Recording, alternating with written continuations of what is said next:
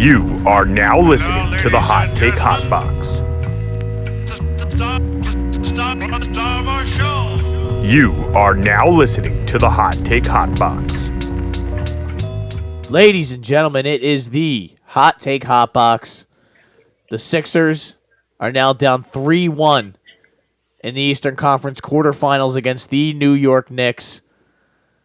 The Eagles had a pretty successful draft, Ty, I would say, but this is the Hot Take Hot Box. My name is Matt McSweeney. I am joined by the Ty Capone. Ty, you may have been right. You called the death of this series in Game 2. You predicted them to lose this series before the series, and now we are staring down the barrel of a 3-1 fuck Embiid chants ringing through the Wells Fargo Center. Embiid calling the fans out, but I'm not calling the fans out, but it's disappointing. I thought this was a sports town. Okay. All right, pal. And then, just kind of the culture and everything is just in disrepair right now. It's not good. Everything around the Sixers is bad, but everything else around the other teams is pretty good. So, Ty, how you feeling today? What's it like down there in the Pete? Saw a video today on TikTok of a guy riding his bike in St. Petersburg getting crushed by a car. So, yeah, that'll happen. Yeah, things are great everywhere, I guess. That'll happen down here. A lot of people don't know what they're doing. A lot of people bike when they're drunk, drive when they're drunk. Everybody's pretty much drunk all the time, or coked up, or both. So there's a lot of incidents, accidents. There's a lot of one-ways. Those get confusing. Those are always fun. Of course. So, this one, he was going across the crosswalk that had a stop sign, and he just blew the stop sign, put his hands up, and was confused why cars were still coming by, and he got rolled up on a little bit. Yeah, and there's a lot of different kinds of vehicles down here. There's one wheels. Those things are terrifying. Yeah. Dude, I see people whipping down the road on those things with like their dog in like a backpack on their back. And I'm like, what the fuck is going on? You're probably coked out of your gourd. This doesn't seem safe. You're riding in the bike lane, bruv mate. That's not a bike. Like that's a one wheel. There's one wheel in that motherfucker. But it's beautiful out. It's nice. Probably gonna head out soon to watch the Panthers Lightning game. Nice. Go Cats. That'll be fun. Just have a couple brewskis. Not much. The weekend did a lot to me. I'll tell you, I didn't sleep much. I ate a little bit, but I did a bunch of other things that I shouldn't have done. So nice. I'm reeling right now. Cool. It's a rough one. And the Sixers didn't help.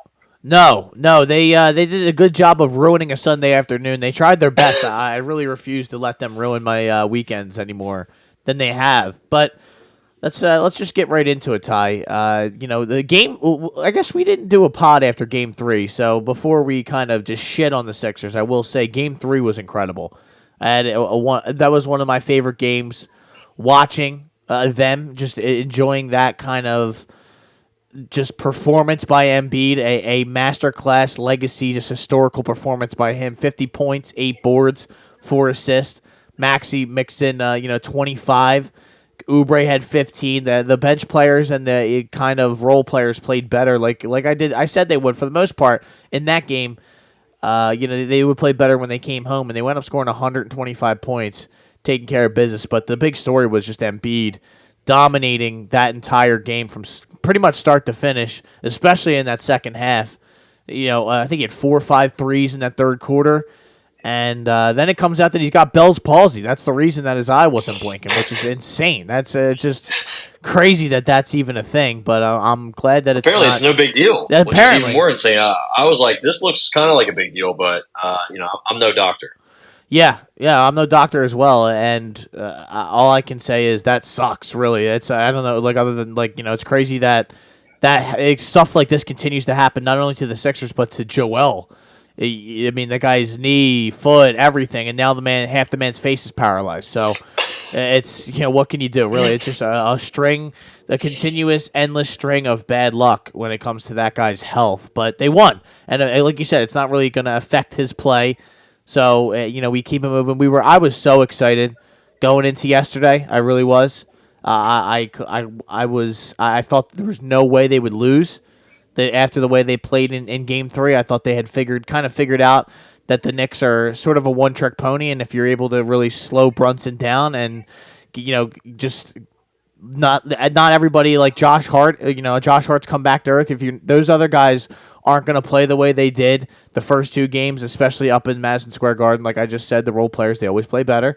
But listen, they come here yesterday. Brunson drops a 47 spot on them. Brutal. That didn't help. But with all that said, no one else did anything pretty much for their team. So they only scored 97 points. The guy had over half their points. So I'm not going to sit here and act like that's Josh the only Hart's reason. 17 rebounds Unbelievable. makes me want to throw up.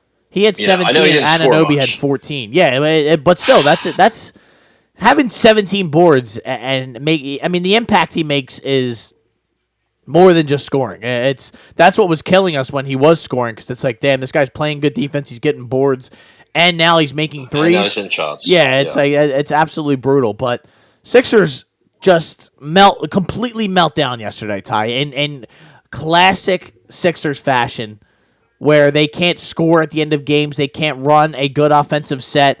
Looked like the end of that Raptors game from 19, I guess, when they couldn't score for the last 3 minutes. I think they took 3 straight shot clock violations where they just were getting completely clamped up. There was one of them during this game, and Embiid had nothing left at all at the end of that game. He was standing in the corner, and then when they were giving the ball, he would take 2 dribbles and then shoot a fadeaway. He just had absolutely nothing to offer us at the end of that game, and Then they miss a free throw. We should get the rebound, but Maxi's standing around, kind of just hanging out with no urgency. None of the guys really had any urgency towards the end of that game. It just didn't feel like it was as important to them as it was to some of us at home. But ultimately, Ty, they melt down and they lose. They score 16 points in the fourth quarter to the Knicks 20, and they lose by 5 points.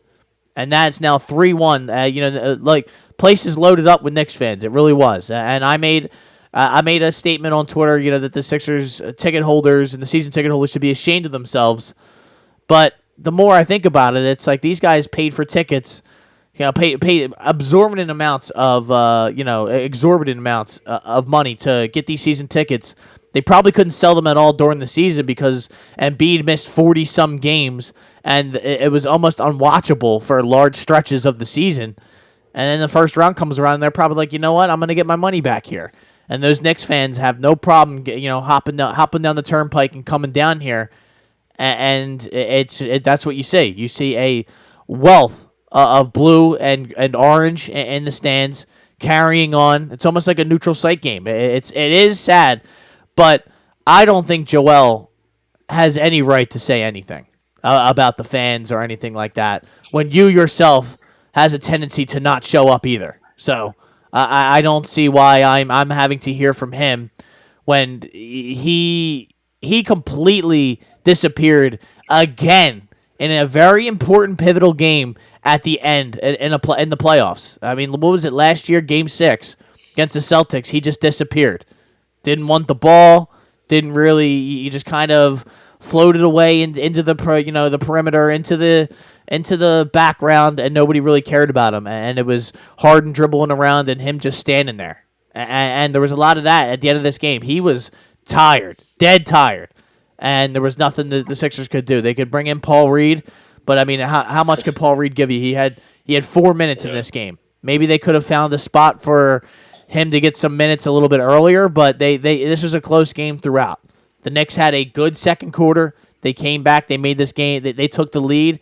They were controlling this game throughout that second half, and we just never had that extra gear to kind of push forward. But Ty, I guess I'd like to hear your thoughts on everything. You, like I said, you were the man who saw this coming. You were the Nostradamus of the Philadelphia 76ers. Yeah, I just think that this entire, I mean, I don't want to say the entire organization, but the entire makeup of this team is just full of losing. And it's just full of melting down when it matters. Not playing, coasting all year until you get to the playoffs and then just completely falling apart. I mean, look at Embiid. He has the largest differential of points per game in the regular season to postseason. The largest gap. He goes from 30-something to 22, 21. Points haven't been as much of an issue. It's just the efficiency. He's not efficient at all. He's hoisting up a bunch of threes that are just not going in. Game 3, I think he hit a couple shots. Oh yeah, hit a couple of threes. Game 4, though, it's a lot of the same from games 1 and 2 and previous years. Remember, he played the Hawks and he would just start throwing these threes of them. Like, bro, they don't have anybody to guard. You have Trae Young on a switch, like stuff like that. And it's just really frustrating. He gets a lot of the excuse for he's tired. He plays a lot. He's playing through injury, and I get it. But he also throws his own body around. Like the amount of dumb plays that he gives you in a game is astounding for somebody who's 30. Sorry, yeah. How about the one where he almost rolled it out of bounds when Maxey was basically streaking up the floor for a breakaway? He tried. He was trying to go for like a 2-10 split or whatever it is in bowling. He like rolls it down, and Maxey didn't step out. I don't know how. I thought he did, and then they challenged it and reversed it. Right? Yeah. That was crazy. Just it's like he just learned how to use his hands with a basketball or something. Like he's been doing this for a while now, and I really especially hate it when he was on the ground and he tries getting the ankle lock on Hartenstein, and then everybody gets mad at him, and the players are like, nobody's really going after him, and he's like, what? And he's like freaking the fuck out. I'm like, bro, what the fuck are you doing? It's the goddamn playoffs against a team where every fucking point matters in these games. We could be up 3-0 in an alternate universe, and you're doing this dumb shit. You're worrying about Jalen Brunson.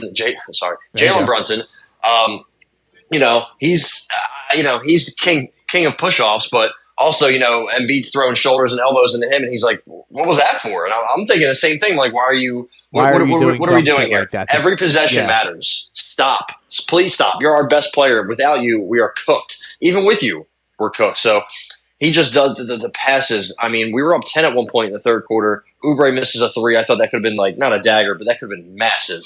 And then I forget what else happened. Embiid had a terrible turnover, and then they just come back. And then ever since that point, the game was close. We were up, I think, a decent amount in the fourth at one point at the very beginning of the quarter, and then that dissipated. It's just, I don't know whether Nick Nurse is to be blamed or not. I don't know that well, but I do know that this team full of players, there needs to be a lot of change in the next roster for next year. We need. And what can we do? Like, look what the Suns just did. All their fans are like, man, all we need to do is this and that. And I'm like, guys, you can't do anything. You can't make any moves. You don't have draft picks. You don't have money. You can't get rid of your players because they're old. Like, we're not in that bad of a situation, but we're going to have to pay Maxey. Yep. And that's not, that's not really going to be good enough. I like Tyrese, but how many times is he just running around the court trying to get open in the fourth quarter, and then just takes a step back, long 2 or 3, and, he's been he's added that game. He's added that part to his game very quickly. For somebody who couldn't shoot for shit in college and even in high school, really wasn't a big time volume shooter. He's turned into a volume 3-point shooter very quickly. I didn't think that was ever going to come. So good for him on that. But in the fourth quarter, when it's a close game, you can't just be throwing up these prayers from 30 feet and these runners where you're just using you're just holding down the X button, sprinting to the basket, and missing a layup. It's just also they don't even run anything at the end of games. I'm looking at what they do, and I'm like, I'm so confused. I kind of watch the Timberwolves. It's not really an offensive team. Watching them play defense is one of the craziest things ever. Yeah. But watching them run sets and other teams run sets, like watching the Nuggets play and then watching us play, I'm just in awe. I'm like, what are we doing? Like, what even is the plan in these guys' heads? And it doesn't matter who the coach is. That's what I'm finding out now. This is the same thing we've seen under everybody. So I doubt these coaches have the same fourth quarter game plan where they don't run plays. I think this team is just full of, like you said, losers. Yeah. For a lack of a better word, I think even if you do have Maxey and Embiid on the court, the other 3 guys on the court are not going to be giving you really anything when it matters. So if you're not getting maximal value from those 2 at all times of every game, every minute, you're not going to win. And even with those 2 playing out of their minds, you still might not win. It's just the writing has been on the wall for a while with this roster. The Knicks made moves to get better at the deadline. We did not. We're saving money for next year. I'm not sure who we're saving it for, but they got Precious Achiuwa, the guy who had like 5 blocks in 2 minutes at the end of the game. That mattered a lot. OG Anunoby has played out of his mind. He's been a factor in this series. And they were a team who had a pretty decent roster. They got better. We did not, and it's showing. Yeah, listen, I do struggle. Like, I struggle with how to really go about this because you can't blame Embiid. That's what people are like. Well, this is Embiid. It's not necessarily Embiid's fault. But he's the No. common denominator in every single season. If you go throughout all of these years, I'm just tired of everybody else getting the blame. I want a little bit to be thrusted onto him. That's all I'm asking at this point. I don't, I don't like the guy just dropped 50 last game. I'm not going to sit here and act like he's the reason that we're losing these games. But I need you at one point to just really kind of just carry, maybe like just do. I don't know, man. Like I need you to not just go just completely disappear at the end of the game like yesterday. It's I need you to not really be dead tired. I don't know. I need something to change here because again, we've hired coaches. We've gotten this guy. We've gotten this guy. We've gotten that guy. We've gotten James Harden, Jimmy Butler, JJ Redick. We've gotten all sorts of guys in here. We even brought Al Horford in because we thought that might help. And nothing has changed. It's the same thing every year. Since 2018, they've been in the playoffs every single season, okay? They've lost in the second round 1, 2, 3, 4, 5 times. 5 times. And they're about to lose in the first round this year. And they lost in the first round in the bubble, which I don't really count because it was basically just... Yeah, the Lakers won it all. So, yeah. that basically didn't happen. I just... Like, at some point, you're going to have the conversation to trade him. You really are because it's not his fault. Again, I think it's going to be after this season because not after this season that's happening next season because you have all this cap room, all of this potential moves that you could make, and I think you're going to give it maybe one more shot. I don't know what their moves that they're going to pull off is going to be. I truly hope it's not Paul George. I don't think that's going to happen. I think we talked about this before. Paul George is kind of use the Sixers to run up the price, or at least kind of maybe get an extra year out of the Clippers or something along those lines. I can't imagine that he's going to want to come to Philadelphia and play third fiddle to these two. I can't really see that happening, but I don't see how you really fix this with what's ahead of them. I have discussed this at length.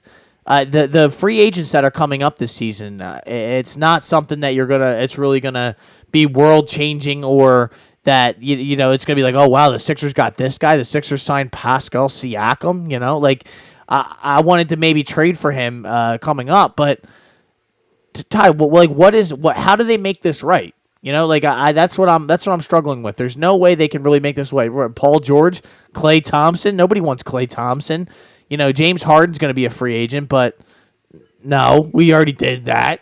Pascal Siakam, maybe, but I don't want to pay him a max contract. Is he really going to be the difference maker that we need? I don't think it would hurt, but again, I think the price is going to be much larger than I or you would be comfortable in paying.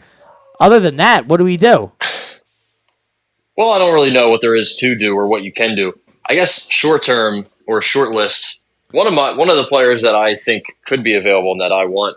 I don't even know how you get it done. We probably can't get it done. That'd be Trae Young. I know a lot of Philly fans probably would not be for that, and I don't know if he could work with Maxey. I'm sure you probably have to trade Maxey. It would be the worst defensive backcourt in the history of basketball, probably. Yeah, I would ideally swap Maxey for him and then do something else at guard. Get somebody like Josh Hart or I don't know. I think there's too many moves to be made that you're not going to really be able to get a perfect blend of them in one off season, a perfect combination, a perfect storm. Kind of like how the Eagles just got Cooper DeJean and Quinyon Mitchell. Those two can play together, and you got them back to back. I don't know who the Sixers can get that can play together and kind of, work with the other guys that we have on this team. You got to remember Embiid. It seems like Embiid's not really that easy to play with. I mean, we burned through so many different quote unquote stars and also role players, and just none of them work when they're in Philly. I don't know what the issue is. So I don't know. I don't know what's next. We also don't have a bench. We've gotten minimal scoring and production from the bench in the playoffs. The Knicks, one of their strengths is their bench. I know they're not scoring as much as they were, McBride and whatnot, but whether it's Achua's defense or Miles McBride or whoever else off the bench, they're getting something. We're getting absolutely nothing. It's just I don't know. I don't know. I mean, do we even have really many draft picks? I don't think that's a thing. We never even have any. We have money, but who are we We going to do give it have to? I think we have the 14th pick. We got Oh it yeah, from we have. somebody. I don't That's know right. Somebody who. on the skirts of the playoffs. Yeah, yeah. I Um, don't know. I don't remember who. we'll probably take somebody that is a developmental pick like Jaden Springer that just never works. I don't trust them drafting really well. I don't. Yeah, I don't know who they're going to trade for. Somebody, it would have to be somebody random that we haven't heard from or heard about. I don't know where else we would go. I don't know what there is to do. Um, you got to feel like the pressure's on, right, on the front office. You didn't do anything this year in season because you were trying to save up for this off season. Now we're about to be in the off season, so it's time to crunch some numbers and call some teams and make some moves because, like you and I have been saying for a while, we need a big roster shift. Yeah, So let's see. yeah. I mean, I can't even like do a mock off season with them, especially basketball. It's so hard with all the contract specifics and guys that aren't free agents but can be but aren't signing trades, this and that. It's very complex, so I don't even know what we can do. So Maury's job, in my opinion, is on the line here. yeah. Well, it should have been a while ago because he time after time has really kind of not like I don't want to really blame him necessarily, but he really has kind of come up short in a lot of these situations time His after whole time career he after time. has. Yeah, like. But he's funny on Twitter, so Yeah, of course. Yeah, you crumble cookie, all those jokes, and Tobias Harris has continued to make him look like a fucking moron time after insane. time after time. He goes out in the deadline. He's got a guy like Buddy Hield who we can't even get any burn come the playoff time. A guy like Oubre falls into his lap, who's been somewhat like he's really was tough Hot in and those cold. first two games, but he's really been huge these last two games. And then what? Campaign, who's finally starting to play a little bit, who's been a good sort of as soon as I get the ball, I'm going to chuck this thing up kind of guy. But Yeah, you don't ugliest jumper, but I guess it works. you don't really need you really don't need that from the guys that we have that from the way our team is set up. Our team is set up to run through two guys, and then some other guys just make some shots every once in a while. A few things I want to talk about before we move on. Ty, what did you make, or what were your thoughts of Joel saying the things about the fans and all the Knicks fans being there and him being disappointed that it was as Knicks friendly as it was, and that he thinks just because Philadelphia is supposed to be a sports town, which is absolutely, I don't care what he says, that is completely a shot at the fan base. Like that's No, it is. You like said, "Oh, I thought you were supposed to be good fans," or basically something like that. yeah. It's definitely an insult. I don't. Yeah, I'm sure a lot of fans left early. Why would you want to stay and watch a game that's already over and then sit in more traffic? Obviously, you're going to want to get the fuck out of there. Well, and my suffering. I'm leaving. That's what sports fans do most of the time. As for the Knicks fans being there, I'm not really surprised, but I'm disappointed that they were loud enough Yeah. that you could tell. I'm not surprised at all that there's a lot of them there. I mean, New York is not far from Philly. There's a lot of New Yorkers in Philly and Jersey, so And it's cheaper to go to a game here than it is to go up there for sure. absolutely. And also, I mean, maybe their fans have more to look forward to in the future than ours do. I don't think we really have much to look forward to. I don't think the Knicks are that great, but they got more going for them than us, So it's a combination of things. And then Embiid, I feel like there's been multiple times he's gotten away with little digs at the fan base, and then he'll come back, drop 40, drop 50, and everyone's like, "Yeah, let's go." I think when the time comes, he's going to have a little. It's going to be a bit of a rough exit from Philly. Not, I don't really remember how AI's how his exit went. I know he was kind of just abruptly traded, but It wasn't really like him, like kind of. It seemed like, from what I remember, it was more of just it had run its course, and that he was never going to say I want to be traded because he liked it here, but it was kind of like everybody knew like we're going to be bad. There's no point in having this guy here if we're going to be as terrible as we think we're going to be. So and they had given it. How many runs at it before 3, 4, I mean, way less than we've given Embiid. I feel like, or it's right around the same number of playoff runs with Allen Iverson, and it's I mean, like I just said, this is the seventh playoff run with Joel Embiid as our main player, and it's the same result every single time. This is actually what he said though. They asked him what were your thoughts on that? He said disappointing. I love our fans. I think it's unfortunate, and I'm not calling them out. So that's a complete lie. That's what I think. That's actually what pissed me off more than anything about this. But it is disappointing. Disappointing. Obviously, you got a lot of Knicks fans, and they're down the road. But I've never seen it, and I've been here for 10 years. Yeah, it kind of pisses me off, especially because Philly is considered a sports town. They've always shown up, and I don't think it should happen. Yeah, that's not okay. Ty, can I ask you a question? Why don't you think they're showing up? Do you think it's maybe Probably because the team's not? Yeah. Do you think it's maybe because we are so like beaten down and just have basically quit on them the way they've quit on us year after year after year? I mean, no one has gotten more passes than Joel Embiid for continuous failure over and over and over again. I mean, Game 7 he disappeared last year against the Celtics. They went up there and they got embarrassed. What was that? Father's Day? Mother's Day? Yep. Mother's Day. It was one of the two. Somebody's day. Well, somebody's day, and all I know is we got dog walked in their barn. Wasn't our day. Yeah, definitely wasn't my day. And it's year after year after year. Failure against the Hawks. Failure against the Raptors. Failure after failure after failure against the Celtics. Literally just completely not showing up in Game 6 against the Heat in it was 22. Really, what are we talking about here? You know, like, how can you ever point the finger at us? The only person that should have the finger pointed at them is you, because you've had really one incredible game this series, and the rest of them have been good. I have trouble really like getting mad at him because he has played good. And he's hurt, whatever. But I just don't appreciate. But also, just the excuses and the call, any kind of dig towards the fans is not going to go well, right? Especially Philly fans. I thought this was supposed to be a sports zone. Calm down, guy. Have you ever seen an Eagles game or a Phillies game when the Phillies are really good, even when the Phillies aren't that good? Let's relax. But the constant excuses he makes, whether it's the fans, whether it's the refs, whether it's his knee, whether it's the other team getting away with playing dirty or doing this. How about Kelly Oubre saying, Brunson had a good game, but he took 38 shots. How many points would you score if you took 38 shots? Probably 20. Shut up. That's what honestly, that's really what, because I was pissed too. Like, I think we all would be pissed if, you were playing a home game, or even if me or you say we bought tickets time, we went down there and we were there and we were like, God damn, there's a ton of Knicks fans. This is a disgrace. I even tweeted it out. I said the season ticket holders should be ashamed of themselves that they sold these tickets when the time came along. But then I remember this ownership group who is, they don't care about anything but the bottom line. That's the only thing that matters. They don't care how really like good this team is or how far they go. It's as long as, the only good thing about that is that they get more home games and more playoff money and more everything. That's all. That's really all that matters to them. Games. That's all they care about. That's just. It was a Christmas game. We'll definitely take some Christmas ratings. Oh, for sure. That'll be good. They just. I just have a tough time. Really, they ask you that question. You go, listen. There was a lot of Knicks fans today.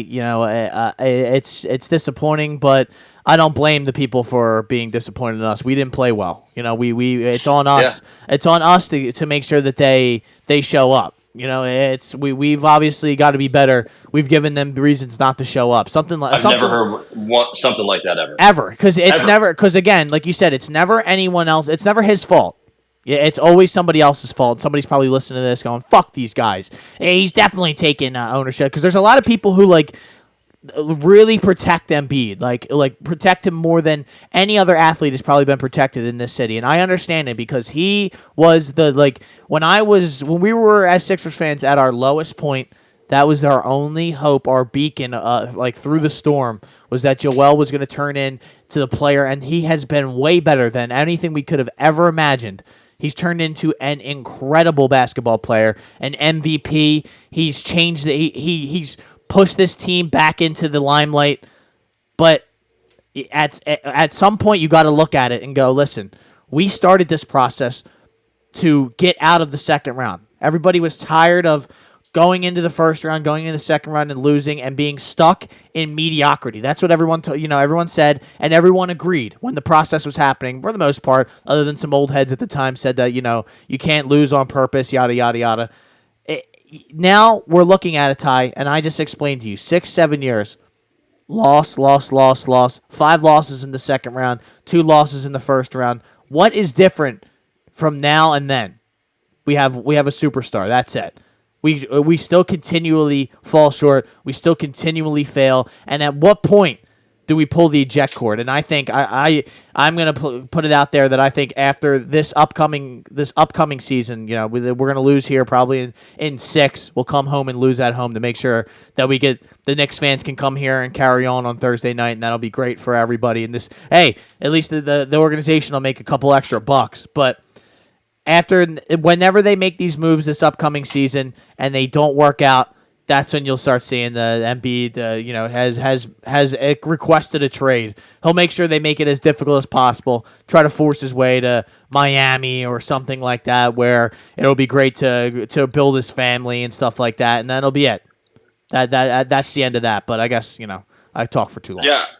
Yeah. No, I mean. I don't know. Yeah, I don't know how to really view Embiid going forward. There's just too many things I really don't like. Even if I am putting my KU and Sixers bias hats on, I still don't like the way he plays. Just falling all the time, doing this, doing that, playing a little dirty, not showing up when it matters, making excuses. It's just a long line of red flags. And obviously, I don't think I'll ever dislike the guy or hate him unless we'll see how he departs Philly whenever his time comes. I think not a lot of people probably expected to hate McNabb, even though a lot of them already did hate him when they drafted him, which is not his fault. No. And Ricky Williams turned out to be just a stoner forever, so it didn't matter. But and who went first and second? Was it Couch and Achilles Smith? I think we did pretty well in that one, just like we did. That bad. Right, just like when we took Lane Johnson third behind Joe Cole and Fisher, he outperformed both of those easily. So those Philly fans were just insane. But either way, McNabb, when he made his way out to was it Washington first, right? And his first start was against us, and that was the Vic Deshaun game, I think, right? That 70, 80-yard bomb to start Monday Night Football. No, because that was not. He went to Minnesota. It was another year because when we traded McNabb. The first game was Cobb playing in the Kelly Greens, I think, against the Packers. Because and then Vic came into the game, I'm pretty sure, and that's when it was like, oh shit, he nice. Like he started running all over because Cobb got hurt. We traded him because Cobb got hurt. He got a concussion. He got both of his hands and just like smashed into the ground by Clay Matthews. I think if I remember, somebody go out there correct me please if I'm wrong. But and then he went crazy, Mike Vick, and that was when he went on the run. And that's when we were chanting MVP when he was at the Sixers game. And I was there. That was incredible. See, that's what I'm saying. I was still going to Sixers games then. I'm watching Kobe play Andre Iguodala and the boys, the old school Chevy, Elton Brand. I'm just tired of it, Ty. I'm tired of the excuse. Like you said, I think it's the excuses that really just get to me because even the fans make excuses for it. And I'm like, I am just tired of it being every year. Every year we just make excuses. How many do you win championships for the amount of excuses that you have? I don't understand why we're just okay with this. Year after year after year, we're okay, and we always blame someone else. I can't stand it. At some point, it has to be his fault. It has to be. He has to be held somewhat accountable for what's happening here. And it's just like, maybe it's his style of play. Maybe it's that he's not like a leader. Maybe it's something like that. I don't know. But there's something that he has to be blamed for. And I beg you, people out there, please, somebody blame him for something. Wish I had the phone lines going. If I was on the radio, I'd be like, yeah, call up. Argue with me, please. Tell me why it's never his fault. Because, sure, Joel would call right away and be like, hey, if there was more Sixers fans in the building, maybe I would have had more energy to take care of business at the end of the game. But, Ty, before we... They didn't even make a shot. Yeah, what was that, 5 minutes? They didn't score a field goal? It's insane. They were getting some good shots, too, and it's just Maxey couldn't get it, couldn't find a bucket. Oubre couldn't find a bucket. Batum tried to dunk on somebody. That was Oh my God! What was that? What are we trying to do here? Who let Bro cook? Who let Bro take off from the free throw? Get Bro out of the kitchen immediately. Who are you pledging your fandom allegiance? That's a lot of words. Who are you becoming a fan of for the rest of these NBA playoffs? I'm going to start with mine. I'm going Minnesota and OKC. Yeah, that would root for probably two teams that have never really been there before. I like Ant Edwards. I really do. I don't like Cat and I don't like Rudy, but I really do like him. OKC, I don't like Chet Holmgren. He just reminds me of every white guy I've ever hated.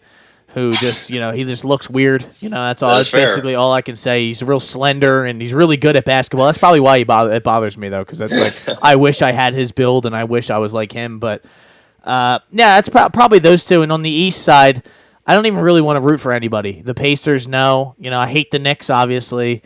The Celtics, absolutely never would in a million years would I ever do that. So that's probably it. It would probably be those two teams that you named. Do you think the Sixers have any chance to where you think it still goes to 6? You think they win Game 5, or are you now moving it up? You moving up the expected arrival, and you're. I wouldn't even doubt if they made it to 7 and lost in devastating fashion. I wouldn't doubt anything behind these guys. They like to just do the most unimaginable, painful things to their fans. So Yeah. I do think it ends in 6, but I wouldn't doubt if they get to Game 7. Everyone's like, "Oh, you never know." The 2 words in sports, Game 7, then we lose by 40 or at the buzzer or some embarrassing way.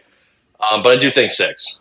Okay, and I think that sounds about right. Right in front of the home fans, we make sure that we melt down and we lose one more in front of the people. Probably we'll have a 20-point lead or something like that, and then it'll probably end tomorrow. Slowly to be erode. honest, but Yeah, I just it all depends on what It really depends on what version of them come out. Maxey seems like the most. The leader of the team, which it's insane that a 23-year-old kid is the leader of the team, but he's the more mature of those two, because he seems like the one that's like, yo, we have another opportunity, we can go out there and get it. And Joel's just like, oh well, it's just I don't know, and it's just always the same shit. I'm sick of it. I am sick of it. Ty, the NFL draft, it has come, it has gone. And the Eagles ended up with Quinyon Mitchell in the first round. We're going to go through each pick. We'll talk about them. But let's just start off with some of the other picks that went on early in the first round. A lot of quarterbacks went off the board. 6 in the first 12, I believe. Penix going to the Falcons after they just dropped a check on Kirk Cousins, which is a wild, wild move. But what did you think of some of the early picks? There was no Latte was there for a long time in this draft. There was a lot of defense guys that just did not go. Well, what did you make of the lack of defensive picks? what was it, the first 13? I think so. 14. I think 14 was when the Colts got Latte. I think. Latte. Our boy, dude, went 15th. I hate to see it. The Penix move makes no sense at all. Even I've seen some of their fans and media people try to make some light of it. It doesn't make sense. The most logical thing is Kirk Cousins is out after 2 years, and then I almost just said what that guy said. Yeah. Penix ascends to the throne, but by then Penix is 26, 27, and I don't know how much. It'll never make sense. You have to get. You're wasting money with Cousins anyway. I think Cousins is a fine stopgap, but you could have allocated that money to defense or offense or anywhere else, and then been like, you know what, we're going to take a QB. Even if you didn't tell anybody you were going to take a QB, nobody knew until pick 8 comes up, and Adam Schefter says, "Don't be surprised that the Falcons I'm hearing are going to go quarterback with this pick." I'm like, "Oh man, they're going to go Bo Nix," and I was like, "Oh wait, Penix is also here. This is going to get interesting because either way, it's going to be a bad pick." And it was. It made no sense. Penix is old. There's a picture of him in a wheelchair. Hold on. My bad. Go ahead. Why the fuck is ads playing at max volume on here? I'm sorry. That one's on me, man. Hand up. McNabb chest pat. That is absolutely on me. Yeah. Sorry for throwing 5 picks. That was my fault. Yeah, this one's on me. This is what Joel should have done. Hey, this one's on me. Yeah, there's a picture of him in a wheelchair with 2 leg casts. Yeah. So he's had a lot of injuries, multiple ACL tears. He's 24. I don't get that pick whatsoever. What was Brock my favorite? Bowers to the Raiders was wild too. I didn't. That was that. He fell a little bit. Dallas Turner falling to 17 was a steal for the Vikings. I thought the Steelers did really well. But the fact that I really wanted Terrion Arnold, and I made so much. I told my dad that I was like, "This is who I want first." And when we took Quinyon Mitchell, my dad seemed a little upset because I wanted Arnold more. But either way, it was my 1A and 1B. Yeah. And we get, I think, Dane Brugler's cornerback 2 and cornerback 4. Yeah. At 22 and 40. I love Quinyon Mitchell, quick twitch, very explosive. He's more of like an in-your-face corner, very good ball skills. And then Cooper DeJean can play safety. He can play corner. He can play inside, outside. He's like a cover 3 nickel, star, whatever you want to call that position. Might even play safety, might play outside, might play inside. He can play at the same time as Quinyon Mitchell, so that just makes those two picks so much better. He can also return punts. He almost won a couple games against, I believe it was Minnesota. That was called back for a punt return, a phantom hold on a punt return. So he can do that. And a white corner, dude, or a white DB, I guess. It might not be a full-time white corner, but either way, that DeJean, if he wears 3, that's some good aura, if you will, as the kids say. That Cooper DeJean jersey is going to sell pretty well. Yeah. I guess the Quinyon Mitchell pick is great just because that was a guy that we were thinking that they might have to go up for, if 13, they wanted, 12. Yeah. He was not following us on any mocks except for a couple where you'd be like, okay, I don't think he's going to be there. I think you could probably go back and find audio of us going, yeah, I don't think he'll actually be here. Same thing with Terrion Arnold. Yeah. We never thought that either one of those guys would end up with us, and I think the Eagles, it really was a great start to the draft. It just, ended up like, wow, okay, like these guys are going to fall. I mean, what did we need more? Most defense, and what wound up being like the kind of neglected part of this is defense, and especially in the secondary. There was no secondary guys going early on in this draft at all, and we get Quinyon Mitchell at 22, and then we get Cooper DeJean, who was a guy we were talking about at 22. We end up getting him at 40. We trade back up. We get 40. We get this guy from Houston Christian, Jalix Hunt. I don't know. I mean, I don't really know much about him other than what I've found out the last few days, but he looks like a freak and looks like kind of like a project player that I guess it's very explosive. Yeah. He started out at Cornell as a safety, so he's definitely a little undersized, 6'3", 250. He can go. He still has a lot of potential. Apparently, he was Vic Fangio's favorite player in the draft, which is wild. So that makes sense that they picked him. First off, a lot of trades. I mean, they Howie broke back a record so much, dude. So much. But they did recoup. They did recoup a 3rd, 4th, and 5th next year. So we're stacking picks for next year. I love that. It's always good. And we were able to kind of, trading up for Cooper DeJean, I'll take it. But yeah, Dane Brugler had Jalix Hunt as his 13th best edge rusher in this draft. Again, first player ever from Houston Christian to ever get drafted. That's cool. Cool little backstory there. I think, I don't know if there was something else I read about him that was kind of cool, but he's obviously smart, a bit undersized, but he's definitely mean. He's definitely a physical freak. He had one of the more bigger explosions that people said at the Senior Bowl when he came together with, forget who the fuck it was, offensive lineman, Christian Jones from Texas.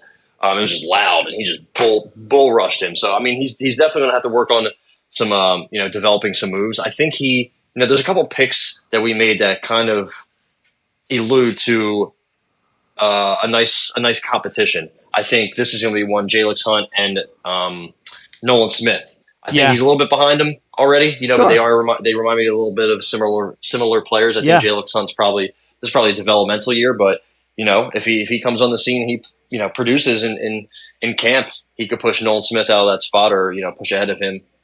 So I like it. I don't know much. It's developmental picks. The Eagles taking developmental guys in the 3rd round hasn't really worked out many times before. Davion Taylor was a developmental linebacker. Yeah, that's exactly what I thought of when they drafted him.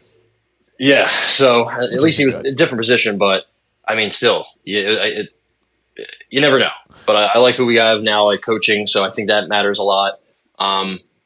What was next? We went Will Shipley, running back. Yeah, real quick though on Jalix Hunt, I just did want to. I think this is a guy. I think it's worth taking a shot on him just from the build and just the kind, like you said, Vic Fangio's that's the guy he wanted out of all these guys. So why not give him a guy who seems smart and he become that's what I'm saying. He could become a quality player even if, in a rotational role next year or this year, whatever it is. There's nothing to say that he can't do what Nolan Smith did, and I mean, are they the same size? Or I think Jalen seems like Nolan a little bit bigger than him, but I'm not sure. A little bit bigger, but he might be a little short. Yeah, I think they are similar, but Jalix is bigger. Probably can play with his hands in the dirt a little more. He just seems so explosive. Also, that's what played safety. So he has, not that he has versatility in the NFL to play other positions, but he's coming from another position. Very smart. Cooper DeJean used to play quarterback. Now he plays corner. Yeah. So that's also good to have. Very smart. It seems like the Eagles targeted a specific combination of things in this draft: production, athleticism, and just smarts. Yeah, really, IQ. just coachability, IQ. And listen, I'm all here for that. They took a couple guys from Clemson. They usually take guys from Georgia, Alabama. Yeah, who am I to say that the Jalen Sun pick was bad? Yeah, there is a lot of Eagles fans who are like, oh, dude, we could have got this guy or that guy. I'm like, really? Is this what we're doing? Is this what we're doing? We're pretending that we know what the fuck we're talking about. Yeah, that's the when thing. It comes to the draft. Like they picked all guys from like big time schools for the most part. Other than that, so I love them taking a shot on a guy like that. I didn't, the Davion Taylor, that he was from Colorado, but it was at the time it was like maybe he turns into something. You never know.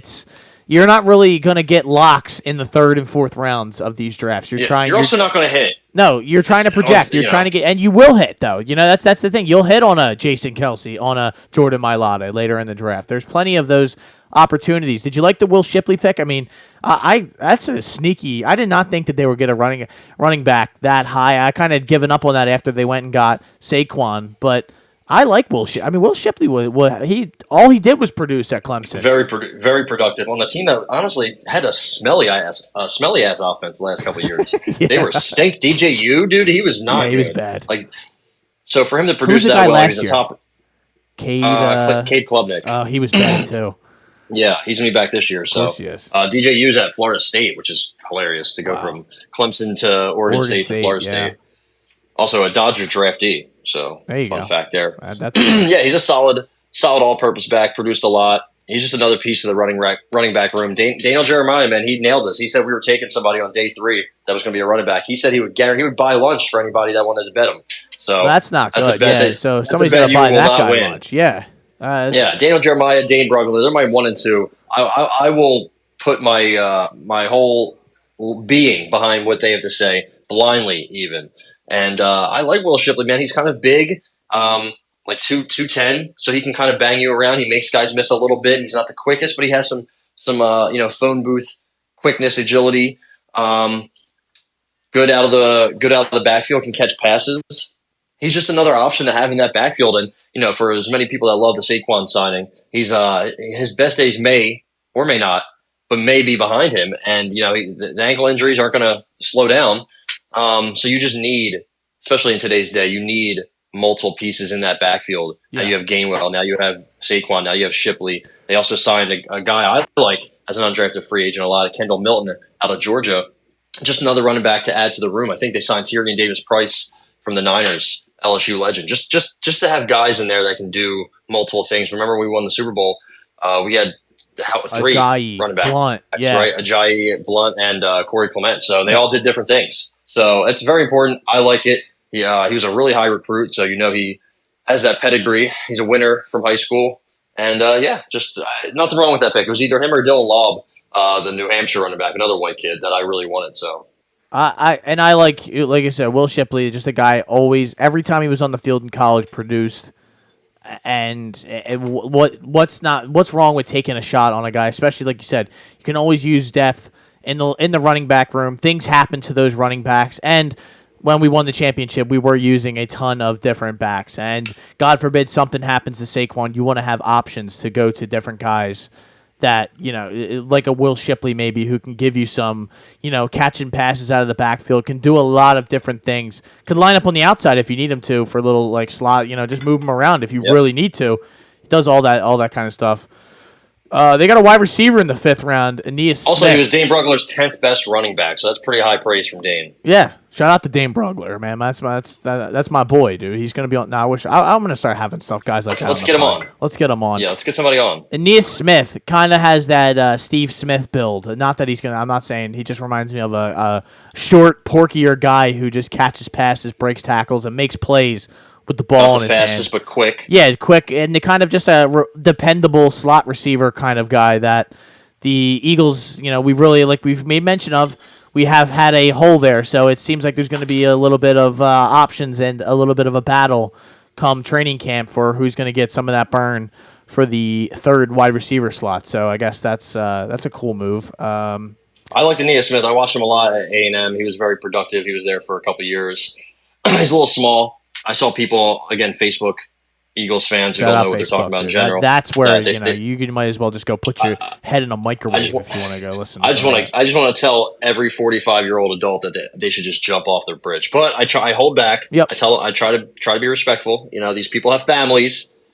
But they're like, oh, we could have took Brendan Rice or Malik Washington. I'm like, Malik Washington is 5'7" and Aeneas Smith is 5'8". What are we doing here? Why? Yeah. What are we doing? Calm down. We took a guy who's he doesn't run a 4.2 at 5'8", but if he did, he probably went in the second round. So maybe we got a good player at good value. How about you think about that? Anyway, no, I liked him. He's a good little slot guy. We took another corner that's very tall, our receiver that's very tall. So one of those two, you're hoping he merges to be the wide receiver 3 or 4 with Parker. Yeah, and that's the thing. There's going to be a lot of different guys that they're going to be able to give a chance to see what someone's going to work out. They're not all going to work out, right? But somebody's going to work out. My favorite pick of the draft, Jeremiah Trotter Jr. I think you agreed that we both wanted him just for the culture, just for the vibes of having the Axeman's son back in the fold. But he fell to the 5th round, which was pretty wild. Pretty good value. He was pretty good at Clemson. I'm not saying he's going to come over and take over anyone's job at some point, but I'm always cool with the Eagles adding linebacker depth and just getting another guy in there because, again, another position that they've neglected throughout the years. And you got guys like Nakobe Dean, and we're starting Zach Cunningham and Nicholas Morrow out there. So maybe we have some younger guys who could give us a different look or give us some better minutes than some of these other guys. Yeah, and hopefully he works out and he can push Nakobe Dean, and you can get one of those two can emerge as a nice inside linebacker piece. That's what you hope for. I mean, they kind of remind me of each other. And Nakobe Dean's just been hurt a lot, and I think he has some athletic abilities that maybe Jeremiah Trotter doesn't have. But Trotter is instinctual, has very productive. A lot of tackles for losses, a lot of sacks, and this and that. A couple pick sixes for somebody who's not the fleetest of foot, who's not the best athlete. He has some. He's produced. He's done well. Again, he's probably like 6 foot even, 230. So he's just not the biggest fellow in the world. I did watch him play in high school once. Him and Marvin Harrison Jr. were on the same high school team. Also Kyle McCord. And I think he definitely can compete for a spot. I think a lot of the reason he fell, he didn't compete at the combine or pro day at all, I believe. And he's kind of just, he's not the modern linebacker type that you want, who's like 6'3", 210, 220, flies around, thumps. But I don't see why he couldn't make it on this team. Look at TJ Edwards. I think Dane Brugler compares him to TJ Edwards. TJ Edwards was a UDFA. Yeah. And he worked out pretty well. I wish we kept him, honestly. He played pretty well last year, too. So I don't see, we never really put much stock in linebackers. Howie never will, but I definitely think this could work. Then they get Trevor Keegan in the 5th round at the back end of the 5th round. I like this pick, just a guy who was on the national championship Michigan team. Team captain, played every game. He was, a part of one of the better offensive lines in all of college football. I had a team that just pounded the rock game after game after game, and seems like a mean dude. Got all the tattoos, looks scary. I'm all for it. Yeah, why not, right? I think that's a good pick. How about Johnny Wilson? This was a fascinating pick. I'm hearing a lot of they're going to try and move this guy to tight end down the road, that he's somewhat of a project sort of guy. He's a huge wide receiver at 6'6". I think he's 230. I'll be curious. He was pretty good in college. There was nothing negative to say there. He ran a 4.5 at the combine. I don't know. It's the 6th round wide receiver. So, we've had the John Hightowers of the world come here. And, we also had Dorial Green Beckham at one point. So I think it's worth a shot to maybe, even if you think this guy could turn into a tight end at some point down the road, maybe put some weight on as a project player, keep him on the practice squad, whatever it is. I think it's a good pick. There's really not much negative I could say about this draft, to be honest. Yeah, why would you? I saw people saying, well, why did we waste a pick on a future tight end? He might not be a future tight end. He's actually runs a 4.5, but he actually struggles with his long speed, if you believe that. And he's actually quick. He has very short yardage, acceleration, and mobility. That's where he kind of shines. 6'7", and he can run slants and excel at. He was their slant first down receiver that they'd go to all the time. The problem with him, concentration drops, doesn't separate much, doesn't really run the smoothest routes. He could be a steal. but he also could be JJ Arcega-Whiteside. You know what I mean? So I guess that's the good and bad you get with a 6'7", 6'6", 6'7" receiver. But Dane Brugler had him as a wide receiver 20, 8 spots ahead where he had Ineas Smith. So again, just one of them.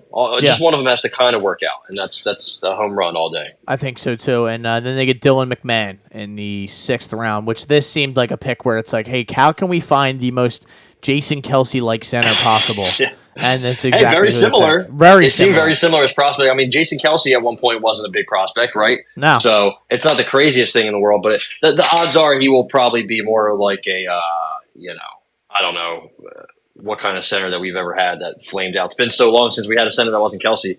I think there's a greater chance he flames out than becomes a 10-year starter. But I mean, I don't hate it. I've from what I've seen, from what I've read, he can play center / guard. He's very fast. Runs a good 40, smart. He's smaller. Yeah, so that's the kind of, like a 5'40". Yeah. Short arms, but he's kind, he's mean. He ran a 5'1" at the combine, which is wild for an offensive lineman. But so we'll see. Seems and they got a couple good explosive. UDFAs. Yeah, you got a couple of them lined up. I don't have that. Yeah, Gabe Hall. Dane Brugler had his DT, his defensive tackle, 11, 3rd, 4th round pick. We got him as a UDFA, 6'6", 295. I guess he's kind of one of the rare D tackles where he has some pass rush juice, but he's kind of not good against the run, even though he's so big. He's a little undersized at his height, I guess, and kind of takes some plays off. So consistency is definitely something that inconsistency, I guess, is something that you have to take there. But also, if it was a 4th round grade on him, you got him as a UDFA. That's a steal, dude. You need a little bit of help at D tackle, at least a little bit of depth. Moro Ojomo, remember we got him in the 7th. He proved to be a pretty decent depth piece. So all you need is to be like decent like that. Get a sack or two or a couple TFLs. Boom. Put him in the cog. Put him in the machine. We got this white tight end, McAllen Castles. I doubt he ever plays a snap, but he's interesting. Kendall Milton, the running back from Georgia, he's productive. Not much of a receiving threat, but he's just a ground and pound big boy running back. Averaged 6.2 yards per carry in his college career. Had 14 touchdowns last year. Andre Salmon, LSU boy. I did not like him at all. So, not sure he's going to make the team, but he can hit. He's a good safety. He's interesting, I guess. We got this like 6'9" left tackle from Howard. He's like 6'9", 350. So that's one of our Stoutland University picks. And this O lineman from Maryland who they think can move inside and be pretty good. He's also a late bloomer. So, take some risks. I think they signed less UDFAs than other years, Howie said. And that was the strategy they had going into this. So I'm all for it. I have nothing bad to say here. Yeah, I think he did a great job. I really don't think he overthought a lot of this. He didn't move up. He didn't really make any crazy trades that I didn't agree with. I loved him moving back the way he did and kind of stockpiling some of those picks, especially getting some of them picks back for next year. Picks that you could use in that draft next year or use to trade for somebody when it comes times when the season starts and maybe this guy goes down or they find out they need that 3rd wide receiver and nobody in training camp was able to fill that role and they go out and get somebody. So there's really nothing I didn't like about this draft. He I thought he would go more heavy with the offensive lineman, but he probably likes who he has in house. They drafted Kelsey's replacement in Cam Jurgens, so that he's going to get the chance to be that guy, be the guy that they thought he was going to be, the replacement.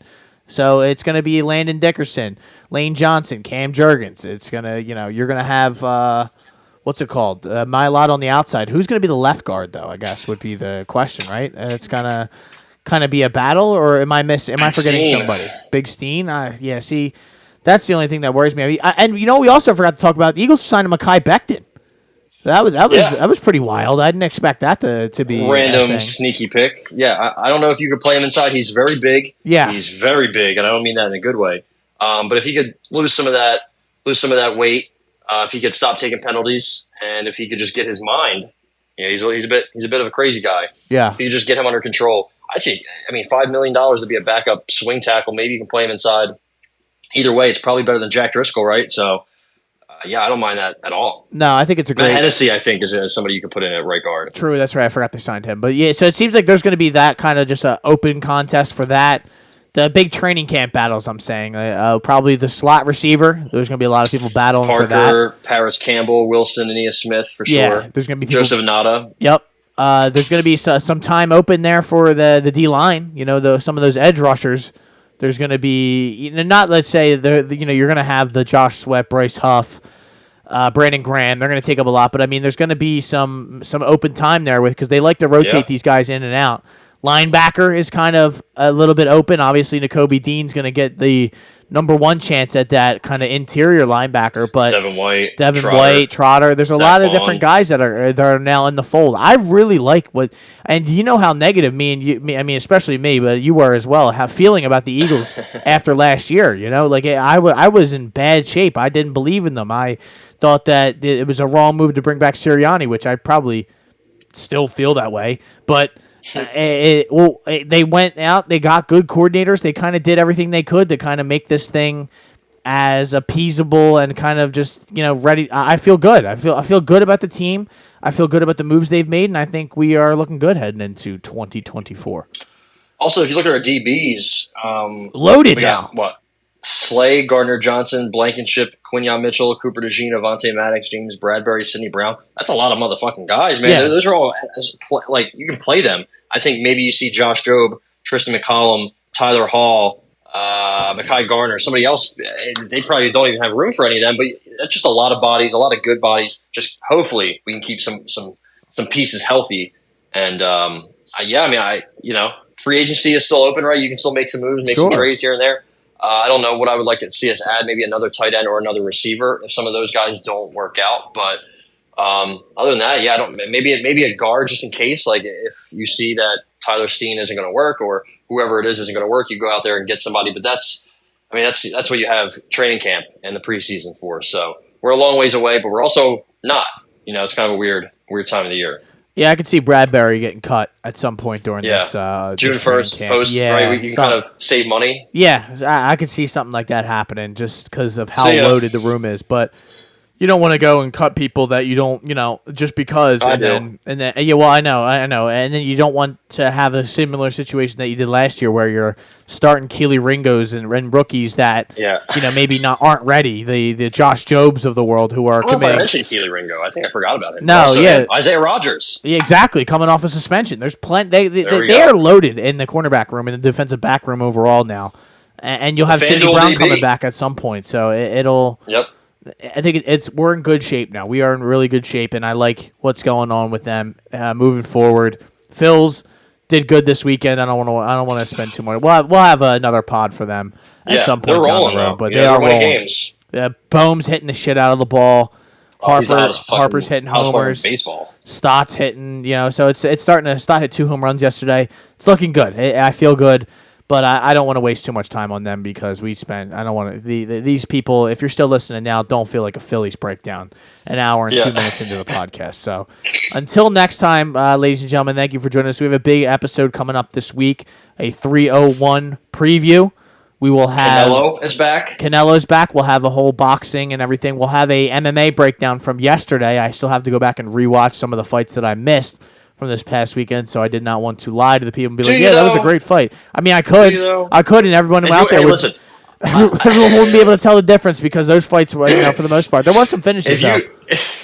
There was some quick finishes, thankfully. The Dirty Bird got Dirty Birded. Yeah. And, something I should have seen coming, but I didn't. Unfortunately, this always happens to me. If I would have bet on him or bet against him, he would have got that vet win. But anyway, there were some good fights. I mean, Dontel Mays, if he fought, I guarantee you could tell me the same thing if you did see it or didn't see it. So, yep. Nia Inoue next Monday. He gets in there with Luis Nery. That's going to be a banger. I hope. Hopefully Nery can be some competition. We'll see. But dude, we have a loaded summer coming up for MMA and specifically boxing. Yeah. May is going to be loaded. June is shaping up to be loaded. July and August are starting to get loaded. His Excellency said, "Yo, I'm stepping up to the plate. We're bringing Riyadh Cizn to the U.S." And I'm like, "Wait, hold on. You already did that in September." 2001. So I hope that's not the way we're trying to go this time. However, it's working, dude. They're building loaded cards. Allegedly. Yeah, we don't know. I mean, he wasn't there for sure. He wasn't there. Somebody he knows. But yeah, it's honestly same team, team of people. Involved somehow. Yeah, lower down in the lineup. But dude, honestly, and this isn't him, but this Canelo card this weekend's gonna be loaded. So, and 301, yeah, like you said, it's not gonna be the biggest card ever, but we got some Jose Aldo, dude, the King of Rio, is back. Yeah.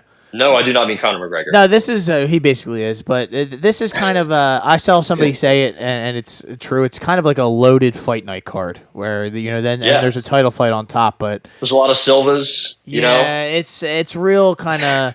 It's not going to be like incredible, mind blowing, but it's good to have another good card. We might even have a WWE pod coming up this weekend, Backlash this weekend from Lyon, France. So there's a lot going on Saturday.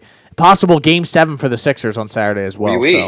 Bonjour, my friends out there. Parlez-vous français and all that nonsense. Avec moi. Yeah, c'est soir. All right, let's get out of here, ladies and gentlemen. Until next time, my name is Matt McSweeney. This has been the Hot Take Hot Box. His name is Capone. And as always, ladies and gentlemen, listen to Matt. Yeah. Don't listen to me. Anytime Matt talks, you take his advice, you drink water, and you bet responsibly. You don't do what I do. And just try not to blame other people for your own problems. Let's start there. You are now listening to the Hot Take Hot Box.